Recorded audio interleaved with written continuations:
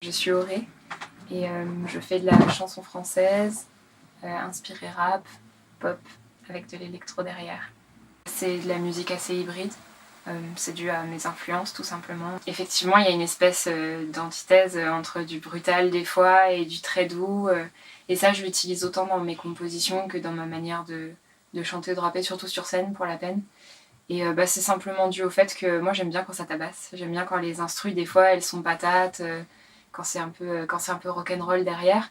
Et de toute façon, moi, ma voix, quoi que j'y fasse, est assez douce. Et même mon caractère, j'ai un caractère assez tranquille, assez doux. Donc je me suis dit, au lieu d'essayer de faire la méchante ou quoi, autant garder ma nature. Et derrière, ajouter des trucs que moi j'aime aussi, qui puissent tabasser. Et au final, je pense que ça fonctionne assez bien. En tout cas, moi, ça me plaît. Oui, parce que je m'appelle Morgane. Et c'est Auré pour l'orée de la forêt. C'est mon totem. C'est un peu ma liaison avec la nature.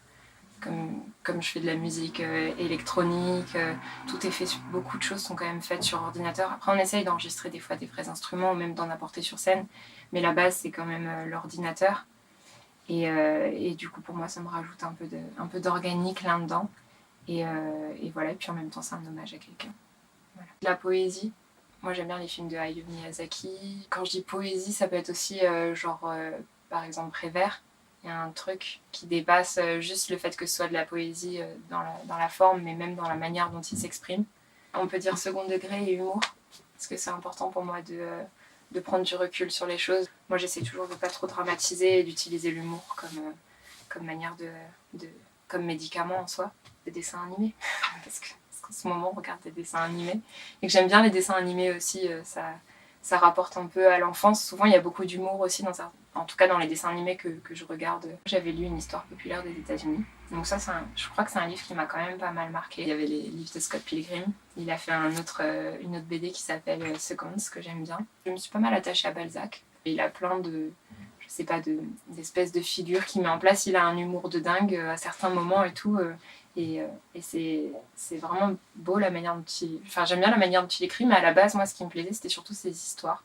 Stupéflip, voilà, que j'ai beaucoup aimé. Dans le côté, pour la peine, vraiment trash, un peu rock'n'roll et humoristique, ils ont un côté un peu dessin animé aussi, parce qu'il y a vraiment des personnages dans leur univers, avec les dessins, tout ça. J'aime bien Nougaro. Brassens, évidemment. Il y a Camille, que j'aime beaucoup, en chanson française, elle est beaucoup trop forte. J'aime beaucoup Youssoupha, parce que c'est aussi c'est des aphorismes que tu peux choper comme ça, qui te permettent un peu aussi de guider ta vie. Je marche dans la rue, des fois, et je vois des pubs qui m'énervent. Je me dis, tiens, j'en ferai un son, tu vois. Il y a un morceau qui n'est pas dans l'EP, par exemple, que j'avais écrit grâce à une publicité. C'était une pub de One Million, là, le parfum.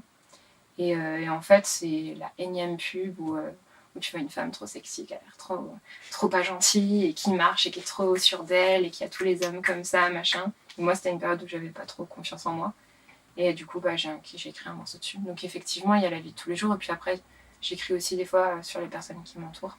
D'abord, j'ai fait une formation en son. Je commençais un peu à écrire mes textes, à composer. Et j'ai commencé d'abord à faire mes premières scènes un peu toute seule, quoi, pour expérimenter. Je me suis dit, j'ai envie de vivre de ma musique, j'ai envie d'en faire quelque chose, très clairement. Je le fais pour le plaisir, mais j'ai aussi envie que ça devienne mon but dans la vie. Comment on fait? Et du coup, je me suis dit, on va chercher sur Internet, j'ai un peu regardé. J'avais déjà entendu parler des Inuits du Printemps de Bourges, des tremplins qui existaient, tout ça.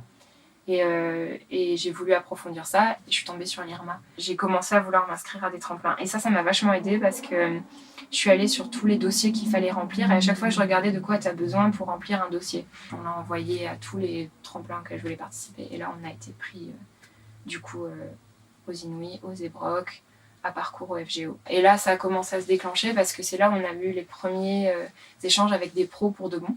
Donc, on a trouvé un tourneur. On a fait des concerts en même temps. Les Inuits, ça nous a donné une grosse visibilité au niveau des pros. Et c'est là où on a rencontré Electra. Au cours de l'année, c'est devenu là en 2018 notre label. Et du coup, là, on démarre donc la rentrée 2018 avec Le Fer. Donc on a vraiment plutôt bien fait les choses, mais il y a aussi une histoire de chance. Je peux pas dire... En fait, moi, j'ai énormément de chance parce que je suis super bien entourée. Enfin, c'est assez mixte dans mon équipe. Et je pense que je suis vachement protégée par les gens qui m'entourent. Donc même si je tombe sur des gens qui sont un peu sexistes ou rabaissants, en fait, je m'en fous parce que moi j'avance parce que j'ai mon équipe derrière et c'est un peu ça ma force au final. Comme moi je me suis vraiment mis sur cette influence rap, bah les gens tout de suite ont collé un peu cette image d'une fille qui rappe. Et c'est vrai qu'en France il n'y en a pas tant que ça. Et comme en plus j'ai un style qui est hyper particulier, hein, je l'admets, c'est super hybride et c'est super bizarre ce que je fais, bah du coup peut-être que le fait que je sois une fille ça va peut-être jouer à mon avantage. Enfin je peux pas le savoir.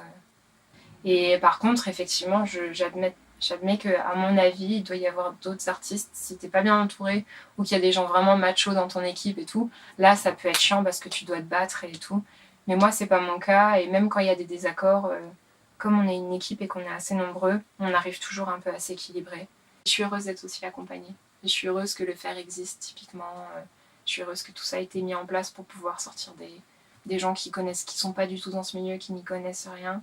Bah en France, quand même, on est quand même hyper bien accompagné à ce niveau-là, et pourvu que ça dure, en fait, pourvu qu'il n'y ait pas des coupures de subventions ou je ne sais quoi, c'est super important pour que l'art existe. En France, on a vraiment cette chance-là, donc merci le faire, merci ce qui a pu être le ministère de la Culture à une certaine époque, voilà, ce qui a bien pu se passer. Voilà, je suis heureuse.